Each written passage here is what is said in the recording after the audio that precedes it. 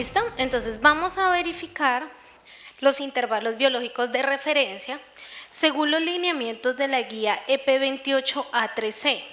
Entonces, ¿qué significa EP? Que es un protocolo estandarizado de la CLCI número 28 que está aprobado en su tercera edición, y C quiere decir que está corregido, pero las correcciones básicamente no han sido de fondo, sino de forma, algunas transcripciones y algún tipo, digamos que de escrito básicamente, pero no ha sido algo de fondo, sino más que todo algo de forma. ¿Listo? Entonces, este documento proporciona a los laboratorios diagnósticos y fabricantes de pruebas diagnósticas las directrices actualizadas para determinar los intervalos de referencia de las pruebas cuantitativas del laboratorio. ¿Qué debemos tener en cuenta? Las condiciones preanalíticas y analíticas, los métodos de cálculo y digamos que aquellos requisitos para estimar los intervalos.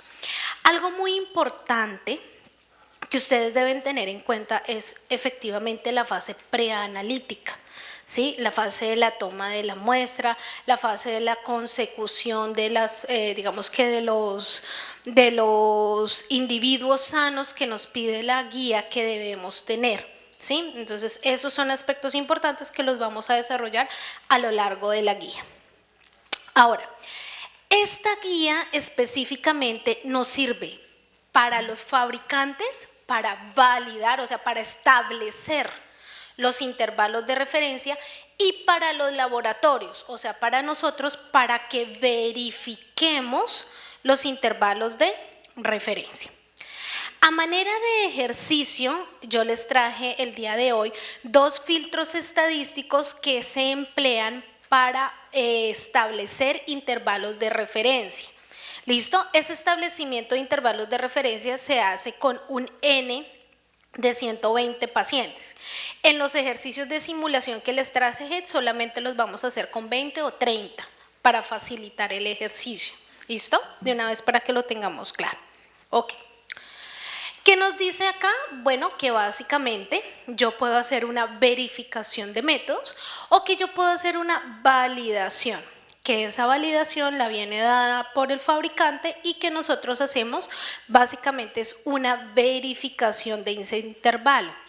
Es decir, nosotros en el laboratorio lo que vamos a seleccionar como tal es el intervalo que me da el fabricante y voy a verificar si ese intervalo aplica para mi laboratorio clínico. Eso es lo que yo voy a hacer en la EP28. ¿Listo? Entonces, vamos a ver que hay unos individuos de referencia que comprenden una población de referencia. De esa población yo voy a tomar una muestra de referencia de los cuales voy a tener unos valores de referencia. Esos valores de referencia van a estar dentro de una distribución de referencia, la cual me va a servir para calcular unos límites de referencia superior e inferior, y ese será, por último, el intervalo de referencia. En conclusión, el intervalo de referencia viene dado por una población de referencia que ha sido seleccionada como tal por el fabricante o manufacturador del reactivo. Acá tenemos un ejemplo. Por ejemplo, tenemos un paciente con calcio de 9.7 miligramos por decilitro. Entonces, ¿con qué lo comparamos? Con un intervalo de referencia. Recuerden que nosotros ya no hablamos de valores de referencia, porque valor de referencia es un valor. Nosotros hablamos de intervalos de referencia o intervalos biológicos de referencia. Ese intervalo de referencia es de 9.1 a 10.3.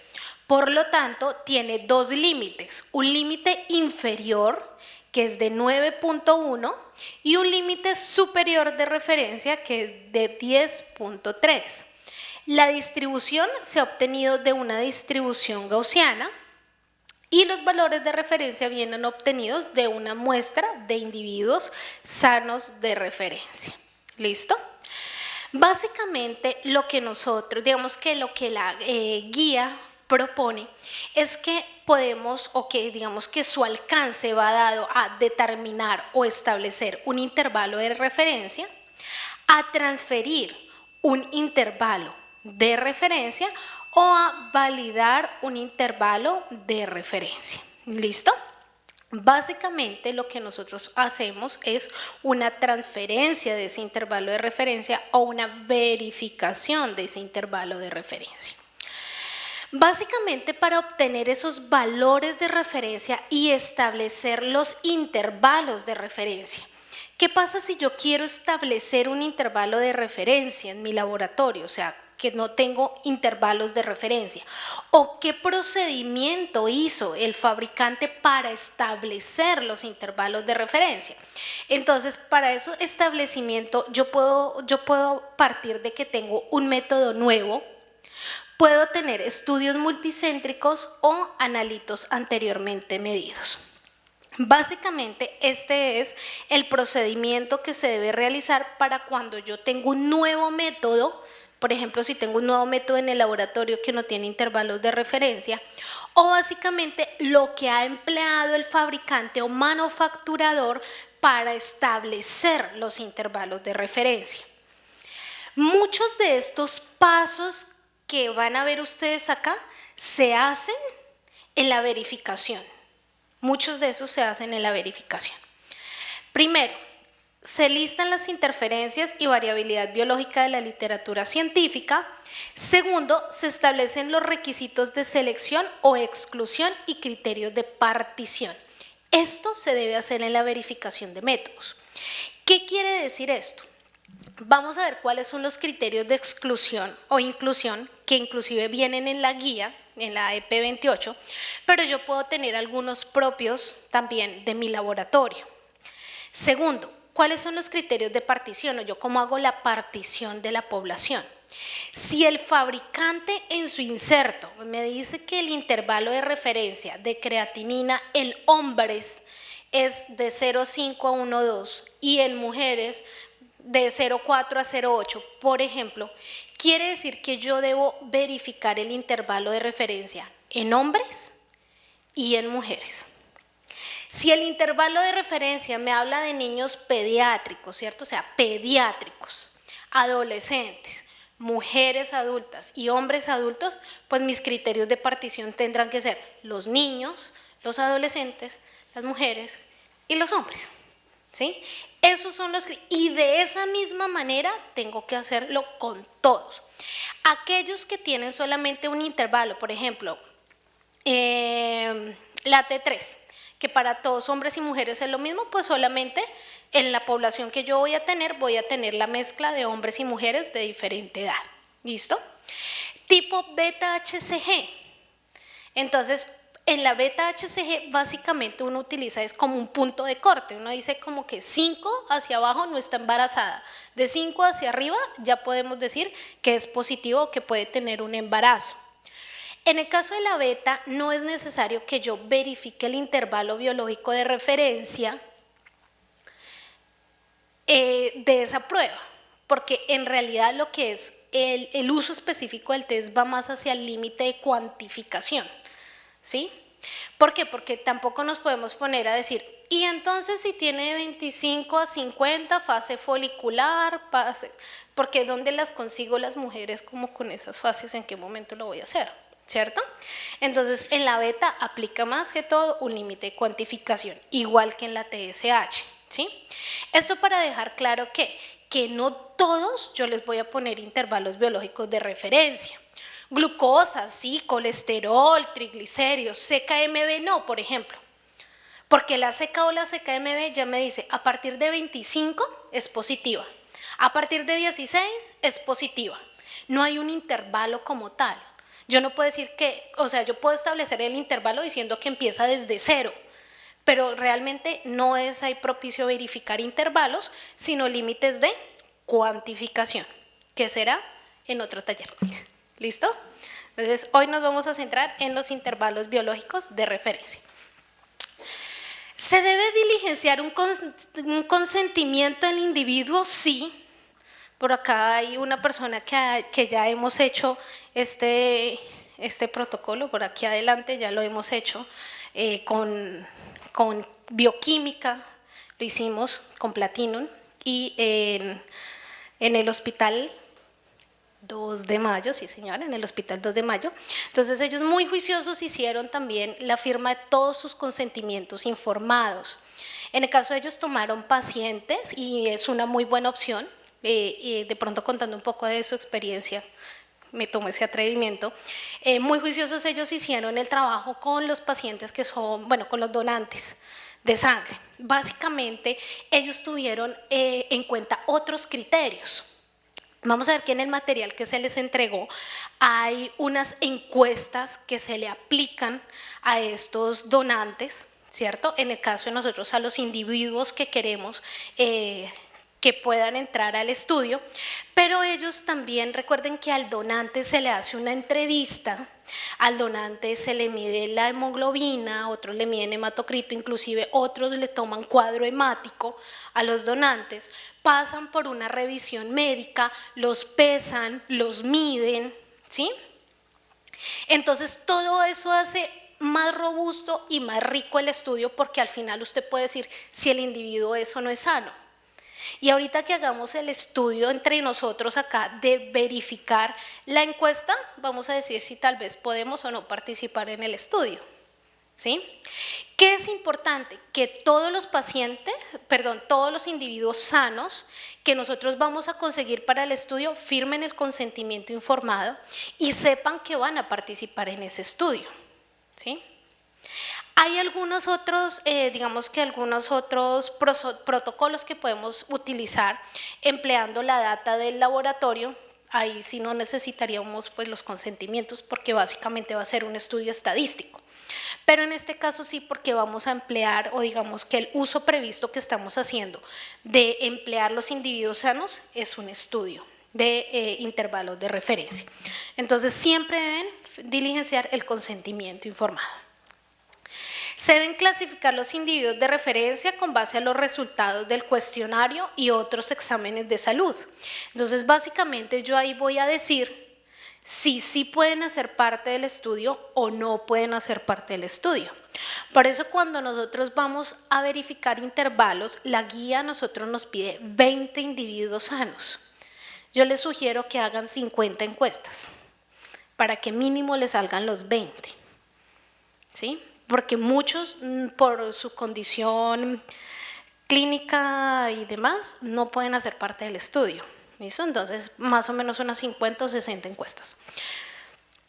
Se excluyen los individuos de referencia del grupo de muestra de referencia de acuerdo a los criterios, igual los que entran, los que salen, los que no vamos a tener en cuenta.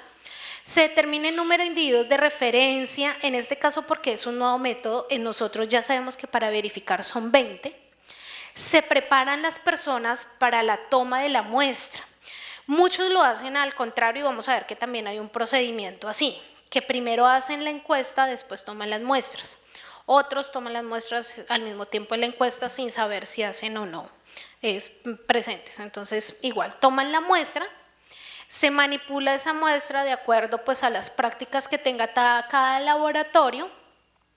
Se hace el procesamiento, se recolectan los valores, se elabora el histograma, se eliminan los datos atípicos si es que existen, se analizan los valores de referencia y por último pues se debe documentar el informe al igual que el procedimiento que se llevó a cabo. ¿Listo? Entonces, básicamente, ese es el protocolo también que nosotros estamos teniendo en las verificaciones de intervalos biológicos de referencia. Acá de pronto también tenemos algo de los estudios multicéntricos, básicamente se utiliza para el estudio de enfermedades tipo cáncer, entonces lo que se hace es recolectar de diferentes centros o de diferentes hospitales los resultados. Con analitos anteriormente medidos, como en el caso de nosotros, porque ya existen valores de referencia. Estos son los criterios de exclusión, como por ejemplo el consumo de alcohol, transfusiones sanguíneas, presiones sanguíneas altas, abuso de drogas, prescripción de drogas, factores genéticos, hospitalizaciones recientes, enfermedades recientes, lactancia, obesidad, la ocupación. ¿cierto? Entonces, por ejemplo, ¿quiénes no pueden hacer parte de un estudio? Supongamos, yo tengo un individuo sano, pero resulta que él trabaja en un floricultivo y se mantiene fumigando las flores. ¿Sí? Él ya no puede hacer parte de ese estudio porque a pesar de que está sano, la ocupación es un criterio de exclusión, ¿cierto?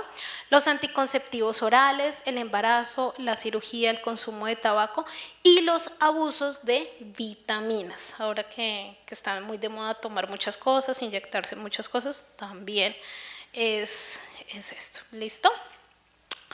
Los criterios de partición, entonces lo que yo les decía, ya sea por sexo, por edad, por la postura, recuerden que hay algunas hormonas como la renina, la angiotensina, todo esto que tienen un valor de referencia si usted está sentado, tiene otro valor de referencia si usted está de cúbito, entonces todo ese tipo de, digamos que de criterios de partición, ustedes tienen que tenerlos muy claros para cuando vayan a hacer el estudio.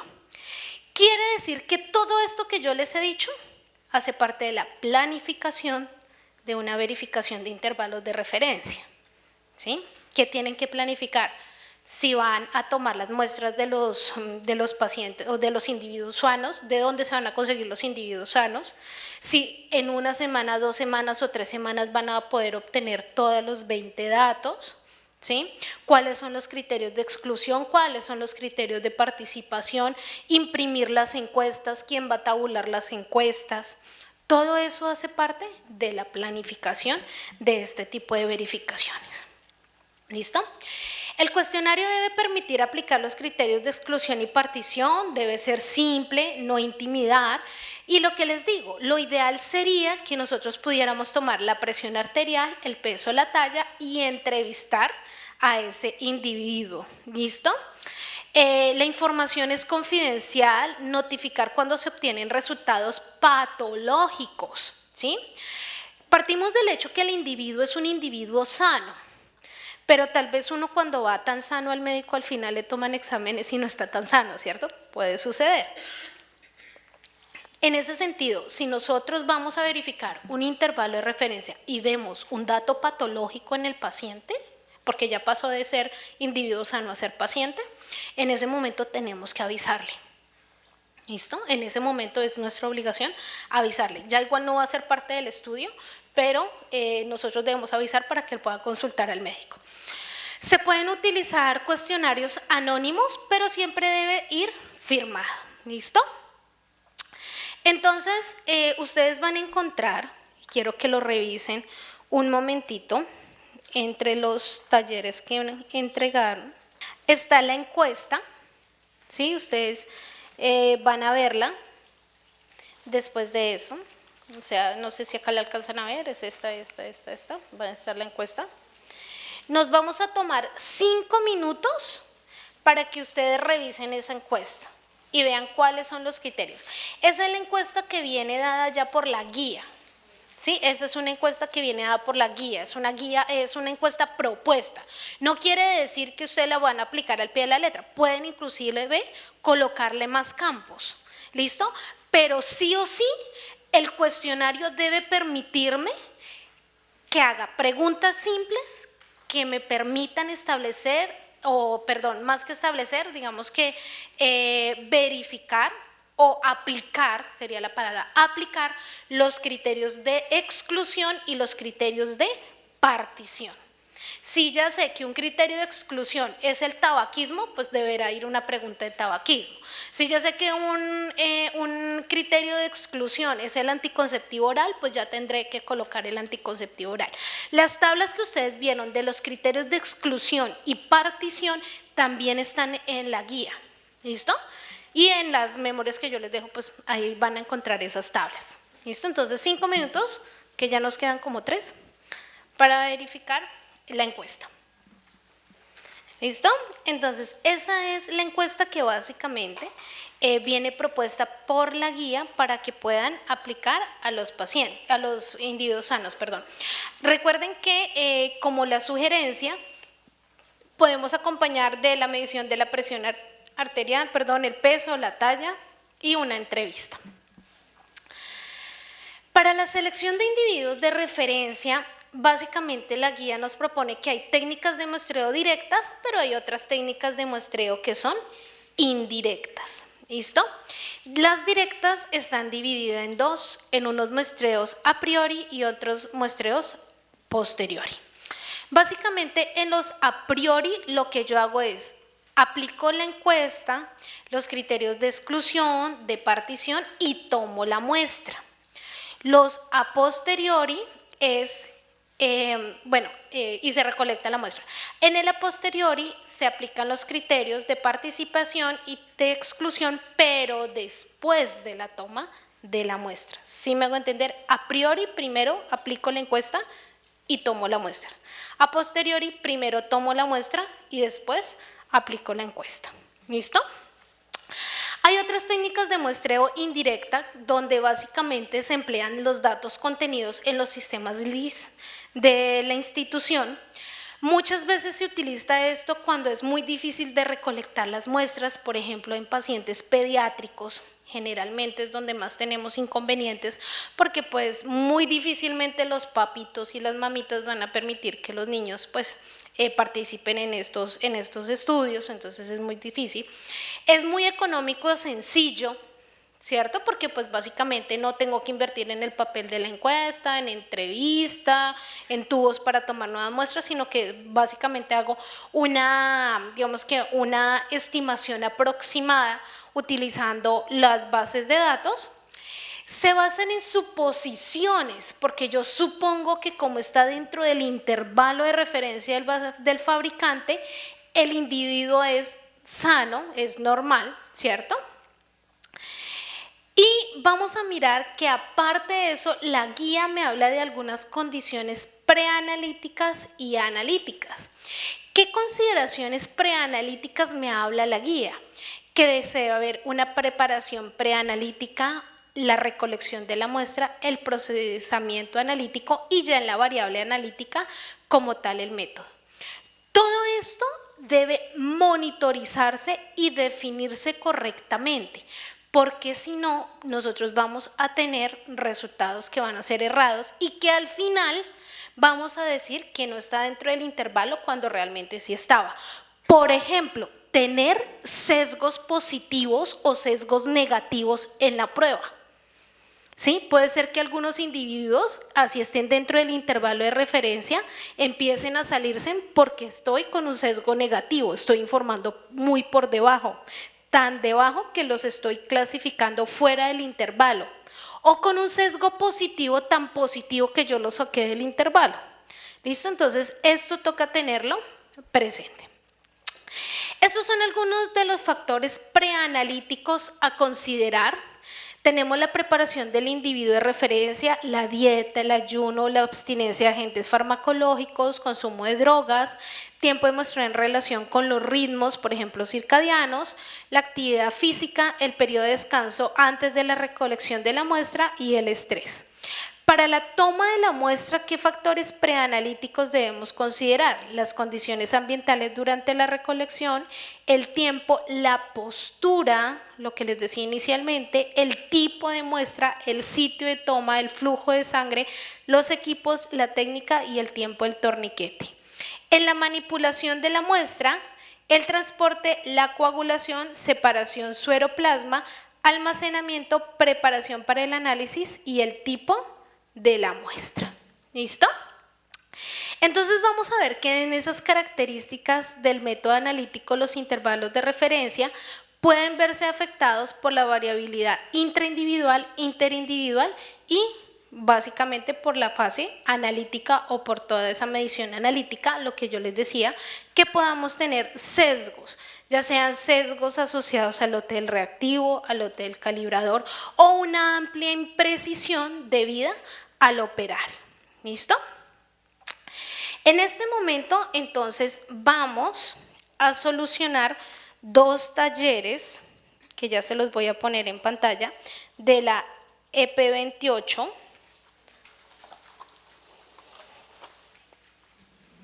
Este es el primero.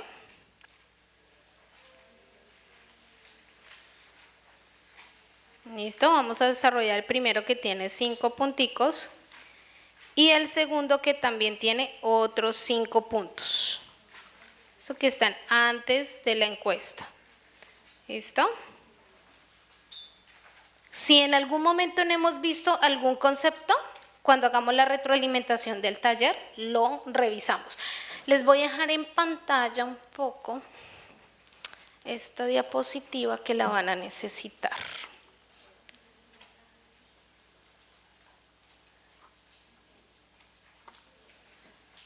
¿Listo? Entonces tenemos unos 15 minutos para desarrollar el taller 1 y el taller 2. ¿Listo? Taller 1 y taller 2. Entonces, para el punto y coma, ¿me pones aquí? Listo. Dice, si existen límites de decisión médica establecidos por consenso nacional o internacional, se debe A, adherirse al consenso internacional, B, definir un intervalo de referencia con n de 120, C, definir intervalo de referencia con n igual a 60, D, validar con un n de 20 y E, realizar una validación subjetiva. Entonces, ojo, si existen límites de decisión médica establecidos por consenso nacional o internacional y nosotros no tenemos intervalos en nuestro laboratorio, deberíamos adherirnos a los consensos internacionales. Si hay un consenso nacional, nos deberíamos adherir al consenso nacional.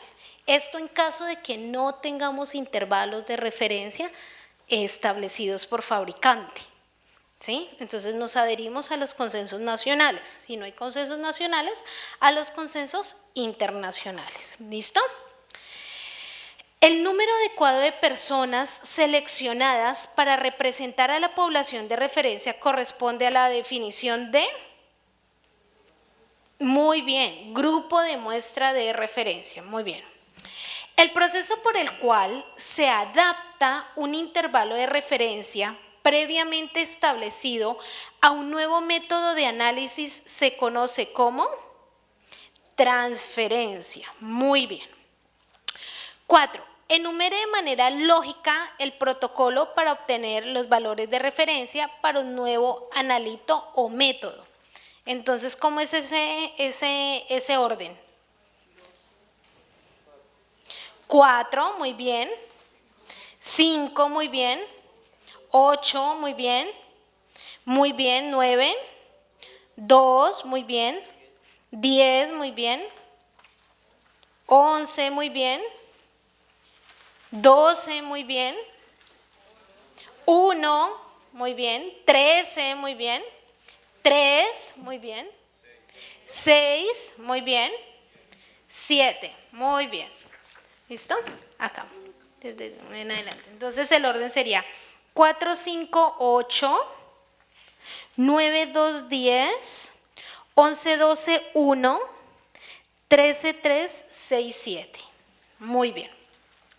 Para realizar un estudio multicéntrico se requiere demostrar la trazabilidad a patrones de referencia superior y aplicación mundial, definición de la clara fase preanalítica, seleccionar los individuos de referencia y un programa de control de calidad bien definido. Por lo tanto, son todas las anteriores. Recuerden que ustedes, para poder verificar los intervalos biológicos de referencia, deben tener buenos desempeños en los controles de calidad internos y externos. ¿Sí? Si nosotros no tenemos buenos desempeños en los controles de calidad, podemos estar teniendo sesgos positivos o negativos que les vamos a transferir a nuestros intervalos. ¿Listo? En el segundo taller nos dice, ¿es un criterio de partición? ¿Qué es un criterio de partición? A, la edad, B, la ubicación geográfica, C, el grupo sanguíneo, D, la variación circadiana. E, todas las anteriores. E, muy bien, todas las anteriores. Todas las anteriores son criterios de partición. Las técnicas de muestreo indirecto consisten en, muy bien, la A, se emplean datos contenidos en bases de datos. Las variables preanalíticas y analíticas que pueden afectar el resultado de los individuos de referencia son todas las anteriores: preparación preanalítica, recolección de la muestra, procedimiento de la muestra y método analítico. Complete la siguiente tabla con la información relacionada a continuación. Preparación del individuo de referencia. A, B, I, muy bien. ¿Qué más? Y H, muy bien. A, B, H, I, muy bien. Toma de muestra. Muy bien. C, D, G. Manipulación de la muestra. E, F, J, muy bien. Quinto, la definición del intervalo de referencia se ve afectado por la variación. D, muy bien. Intraindividual, interindividual y analítica. Muy bien. ¿Listo? Entonces, ya clara la teoría, vamos a seguir con la práctica. Básicamente, miren acá lo que tenemos, que es un poco lo que teníamos por allí, una pregunta de una persona. Cuando nosotros vamos a establecer un intervalo de referencia con un nivel de confianza del 90%, mínimo necesitamos 120 muestras. Con un nivel de confianza del 95% mínimo necesitaremos 146 muestras y con un nivel de confianza del 99% necesitaremos 210 muestras. Ojo, cuando vamos a establecer los intervalos de referencia. Recuerden que nosotros en el laboratorio vamos a verificar los intervalos.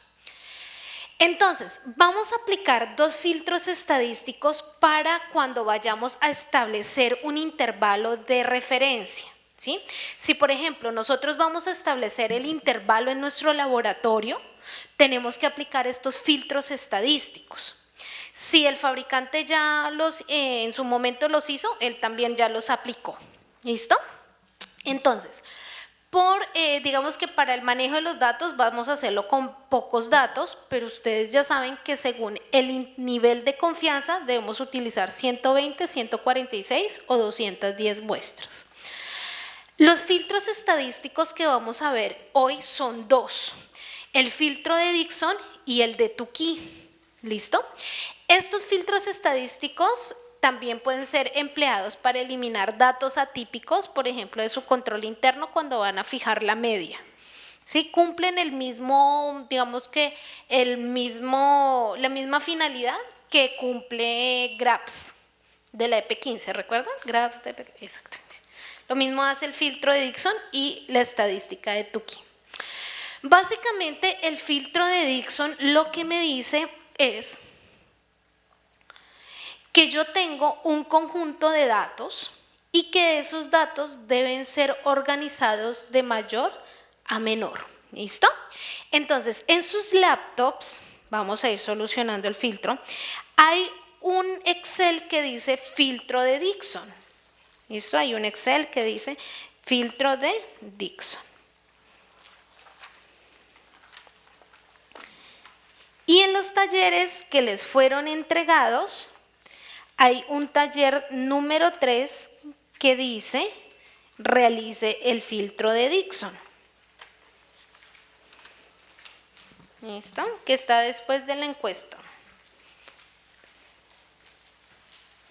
Perfecto. Entonces, básicamente, ¿qué me dice el filtro de Dickson? El filtro de Dickson, él me dice que va a mirar la diferencia que hay entre ese, digamos que en ese dato mayor y dato menor que hemos obtenido, básicamente. Y si hay una gran diferencia, pues será catalogado como un dato atípico o aberrante. ¿Listo? Entonces vamos a ir solucionando paso a paso el filtro de Dickson. Lo primero que ustedes van a hacer en su Excel es copiar los datos que tienen en el taller. ¿Listo? Lo primero que van a hacer es copiar estos datos Miren acá los datos del filtro de Dixon. Lo primero que van a hacer es copiarlos.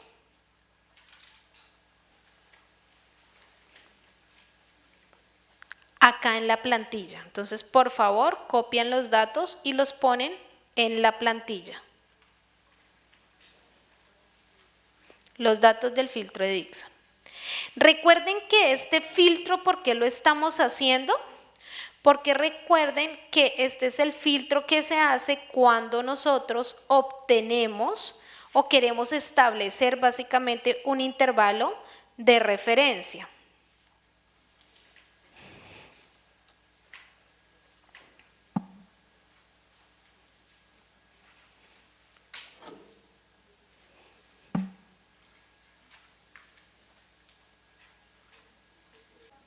Perfecto. Segundo paso del filtro de Dixon, organizar los datos de mayor a menor. Entonces seleccionamos los datos, nos vamos a inicio y donde dice ordenar y filtrar, le vamos a decir ordenar de la Z a la A. Organizamos los datos de mayor a menor. Ampliar selección, no, continuar con la selección actual y ordenar. ¿Listo? Inicio, ordenar de la Z a la A, continuar con la selección actual, ordenar.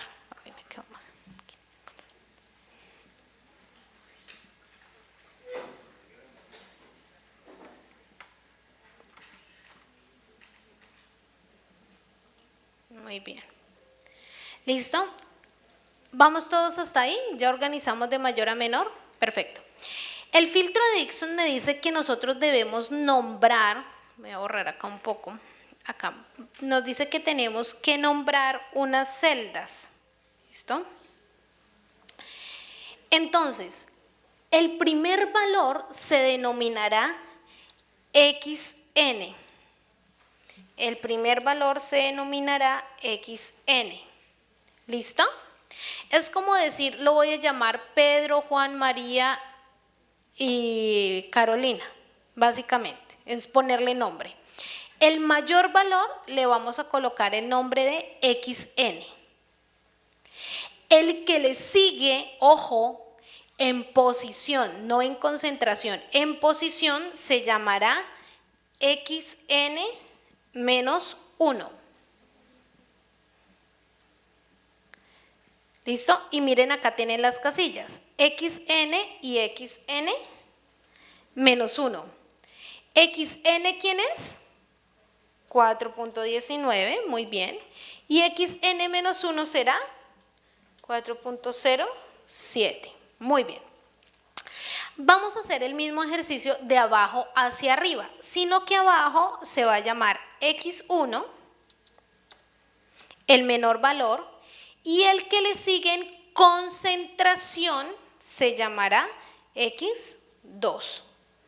Entonces miren acá, X1 será 2.40 y X2 será 3.13.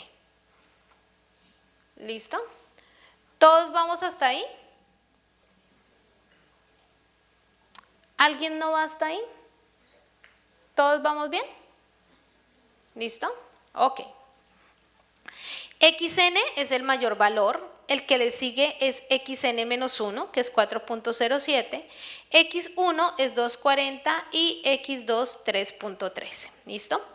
Luego de esto, el filtro me dice que yo tengo que hacer 3 restas. La primera, la resta de los menores, es decir, X2 menos X1, que ustedes ya lo tienen ahí parametrizado, ya lo tienen calculado. La segunda resta, la resta de los mayores, XN menos XN menos 1, mírenla aquí. Y la tercera resta es la resta del recorrido, el mayor menos el menor dividido 3. Y así obtenemos estos 3 datos que ustedes ven acá. ¿Todos vamos hasta ahí? Ok, entonces organicé los datos de mayor a menor, nombré el dato mayor, el que le sigue en concentración, el dato menor, el que le sigue en concentración e hice las 3 restas. Ahora, ¿qué me dice el filtro? Va a comparar la resta de los menores contra la resta del recorrido. La resta de los mayores con la resta del recorrido. ¿0,12 es mayor que 0,60? No, por lo tanto, el mayor dato no es aberrante. ¿0,73 es mayor que 0,60? Sí, por lo tanto, el menor dato es aberrante. ¿Cuál es el menor dato? 2.40. Mírenlo acá, 2.40. Este es el dato aberrante. ¿Por qué? ¿Por qué sabemos que es aberrante? Porque la resta de los menores dio superior al recorrido. 0.73 es mayor de 0.60, por eso el menor dato es aberrante y tiene que ser excluido. ¿Listo? En el caso cuando utilizamos criterio de GRAPS, GRAPS se aplica una vez y no más. ¿Sí? Un solo filtro y ya. En el caso de Dickson es diferente. En caso de filtro de Dickson yo tengo que volver a hacer el filtro. Quiere decir que todo esto lo tenemos que copiar y lo vamos a pasar aquí a esta otra tabla de filtro de Dickson. Y volvemos a nombrar los mayores y los menores. ¿Listo? Entonces, por favor, copien y peguen eliminando el dato aberrante, que es 2.40. ¿Sí ven? Eliminando el dato aberrante. Y vamos nuevamente a nombrar a xn, xn-1, x1 y x2. ¿Listo? Entonces, por favor, 2 minutos para que lo hagan. Copian y pegan, eliminando el dato aberrante y vuelven a nombrar los datos. Entonces, copiamos, pegamos nuevamente. Acá tenemos todos los datos menos el aberrante y volvemos a nombrar. xn es el mayor valor, o sea, 4.19. xn-1, el que le sigue, 4.07. Y en la parte inferior tenemos x1, el menor valor que es 3.13 y x2, ¿quién será? 3.16. Muy bien, ¿sí? Porque es el que le sigue en concentración, ojo, en concentración, no en posición, en concentración. Y vamos a ver que ya no hay datos aberrantes. ¿Listo? Este filtro ustedes también lo pueden usar con los 25 datos que recolectan antes de fijar su media y su desviación estándar. También lo pueden hacer. Y ya con estos datos lo que ustedes hacen es obtener la media, en el caso del control de calidad interno, y el desvío estándar. En el caso de los intervalos de referencia, aquí ya han eliminado los datos aberrantes y ya con estos datos podrían, en el caso de los fabricantes, o nosotros podemos, en el caso de los laboratorios clínicos, fijar las, como tal, digamos que estos intervalos de referencia. ¿Listo? Preguntas del filtro de Dickson. Quedan es practicar. ¿Listo? Practicar el filtro de Dickson. El otro filtro que tenemos es el filtro de Tukey.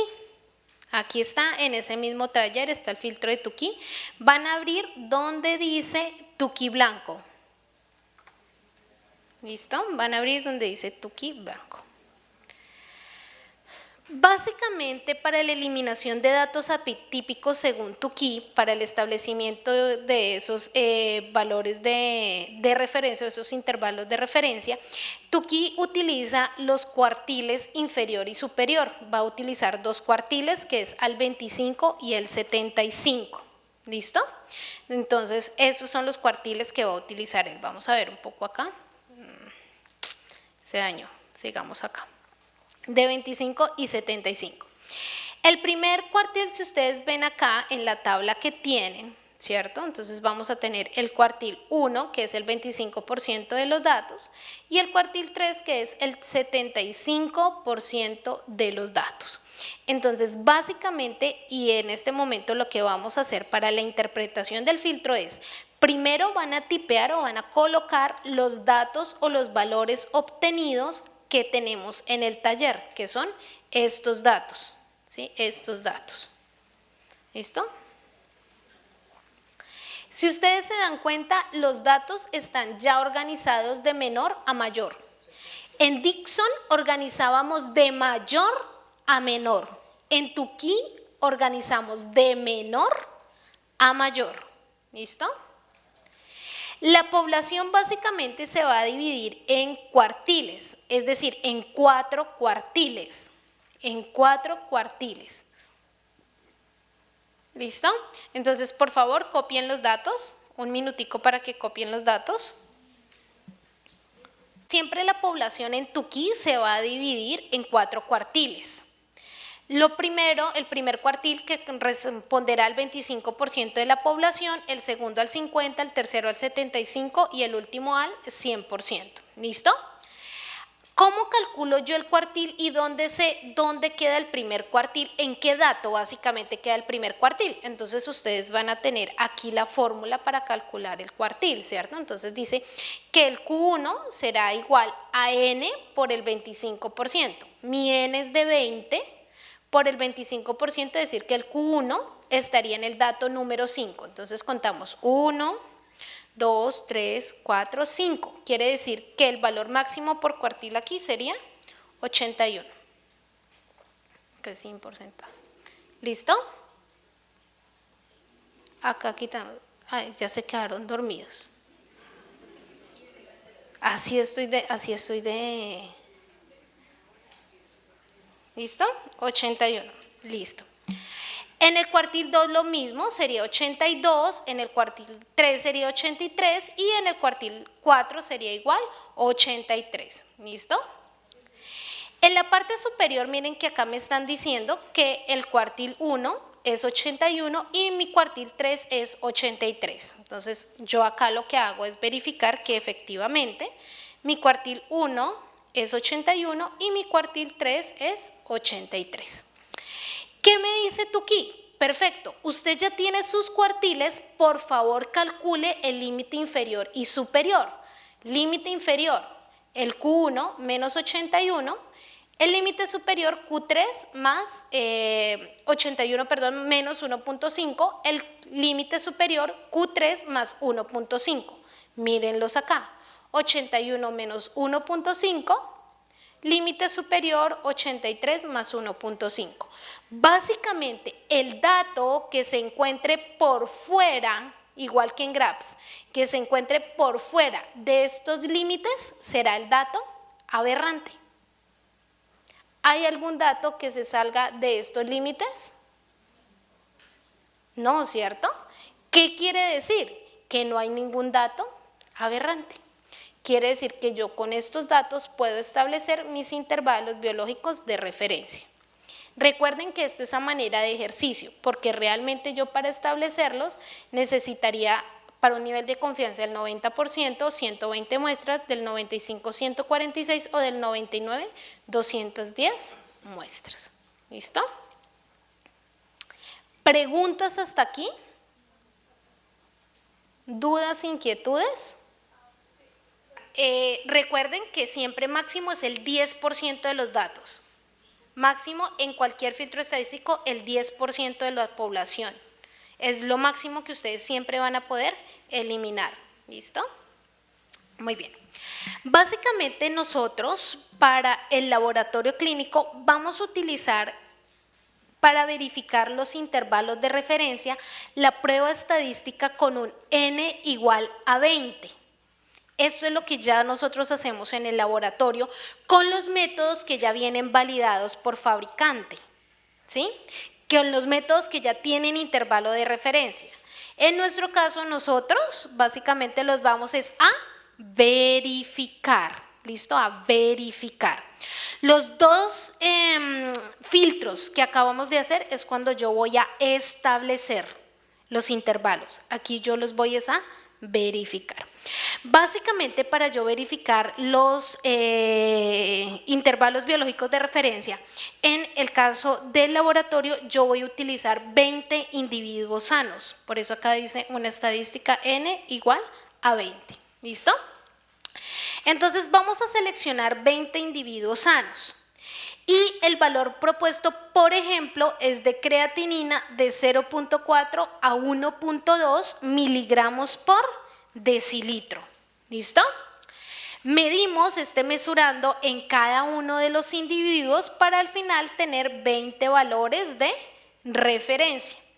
Y vamos a verificar cuántos de esos 20 valores de referencia se salen del intervalo que está propuesto por el fabricante. En nuestro ejemplo, de 0.4 a 1.2. ¿Listo? ¿Cuántos se van a salir? ¿Y qué nos dice la guía?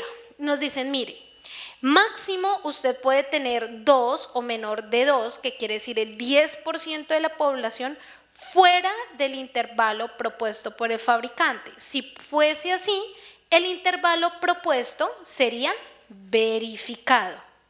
Quiere decir que yo puedo tener máximo 2 datos fuera de 0.4 a 1.2, independientemente sea por debajo de 0.4 o por encima de 1.2, para decir que el intervalo propuesto por el fabricante está verificado. ¿Listo? Si tengo de 3 a 4 datos por fuera, quiere decir del 15 al 20% de los datos fuera de los individuos, debo ensayar nuevamente 20 individuos más. Ay, ¿quiere decir que puedo reemplazar esos 3 o 4? No, tiene que hacer nuevamente la consecución de los 20 individuos. ¿Sí? Tienen que hacer nuevamente la consecución de esos 20 individuos.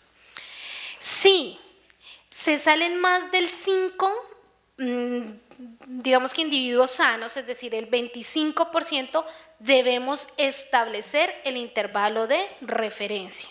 Es decir, debemos establecerlo. Nosotros para nuestro laboratorio debemos establecerlo. Si está dentro del intervalo de referencia con menos de 2 datos, verificamos el intervalo.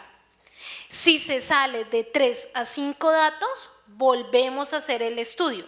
Y si ya está, digamos, vuelvo a hacer el estudio y se salen o hay en el primer estudio más de 5 pacientes por fuera, pues tendré que establecer los intervalos de referencia. ¿Listo? Acá tenemos un gráfico de los intervalos de referencia. Esto es una glucosa. Ustedes van a ver acá los intervalos. El intervalo básicamente va de 70 a 105, pero como ustedes se dan cuenta, hay individuos por debajo de 70, ¿cierto? Hay un individuo que equivale al 5% de la población. Mírenlo acá. Todo lo que ustedes ven dentro de esta barra, dentro de estas barras, es el intervalo declarado por el fabricante de 70 a 105. Y todo este histograma es el gráfico de frecuencia, ¿cierto? El gráfico de frecuencia que tienen los individuos sanos. Todo lo que salga de este intervalo, ¿cierto?, del fabricante, ustedes lo van a ver al lado izquierdo o al lado derecho de las barras. Pero aquí podemos decir que el intervalo biológico de referencia del fabricante está verificado. Ahí lo verificamos porque solamente hubo un individuo por fuera del 70 al 105, que era el intervalo de referencia. ¿Listo? Si se me salían 2, 3, 5 individuos, ya saben, de 3 a 5 debo repetir con 20 individuos sanos. Y si se me salen más de 5, debo establecer el intervalo de referencia. ¿Listo? Entonces, para ver ese establecimiento de intervalos de referencia está un tallercito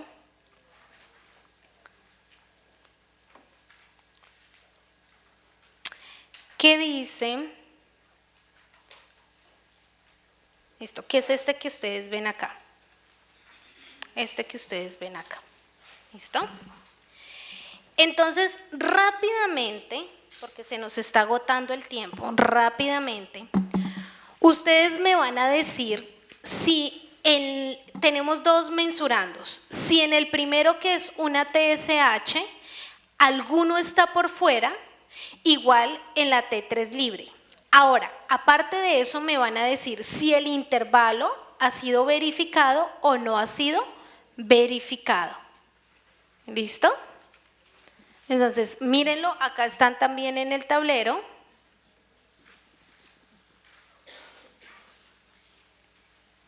¿Listo? En el slide. ¿Hay alguno por fuera de este intervalo? Miren el intervalo de TSH.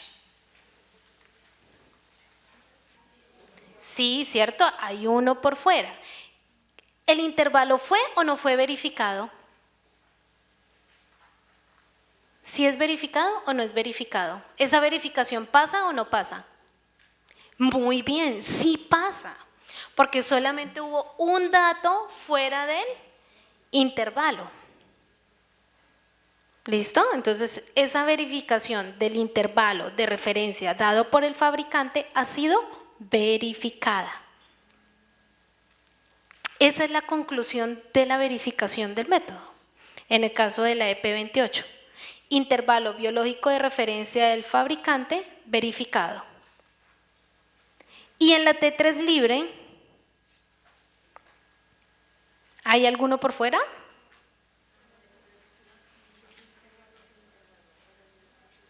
No, ¿verdad? ¿Quiere decir que esa verificación ha sido? Exactamente, ese intervalo biológico de referencia dado por el fabricante ha sido verificado, porque no hay ningún dato de los 20 individuos sanos por fuera del intervalo de referencia dado por el fabricante. ¿Qué tal? ¿Fácil o difícil? Realmente lo difícil en la EP28 es la consecución de los individuos sanos. ¿Sí? Eso es lo más difícil, porque ya después viene correr las pruebas y verificar que los 20 individuos estén dentro del rango establecido por el fabricante para verificar. Es muy sencilla realmente la EP28. ¿Listo? Ustedes van a tener en su carpeta talleres, ahorita no lo voy a abrir porque pues estamos un poco corriendo contra el tiempo, pero van a tener esta matriz que es la de los intervalos biológicos de referencia. Básicamente aquí colocarán el resultado, los valores de referencia, y aquí en la clase también colocarán sus resultados con la frecuencia, cada cuánto se repiten los resultados. Generalmente, si ustedes se dan cuenta, son más pocas las casillas. Básicamente digamos que en mi apreciación, yo lo divido en 10 clases, es decir, en la mitad de datos. ¿Listo? Colocan la frecuencia y van a obtener el histograma. ¿Listo? En este caso de TSH, por ejemplo. Las barras, ¿a qué hacen alusión? Al intervalo biológico de referencia dado por el fabricante, que es el que ustedes van a colocar en la parte superior. ¿Listo? Entonces, esta matriz también se las dejo para que ustedes la puedan revisar. Si tienen alguna duda, me pueden contactar por medio de Roberto, entonces ahí me pueden contactar con él si tienen alguna duda de la implementación de esta matriz. Pero básicamente es muy sencilla la guía. Lo único que tenemos que hacer es verificar si el intervalo de referencia está dentro, nuestros individuos están dentro de ese intervalo de referencia. ¿Listo? ¿Dudas, preguntas o inquietudes hasta acá?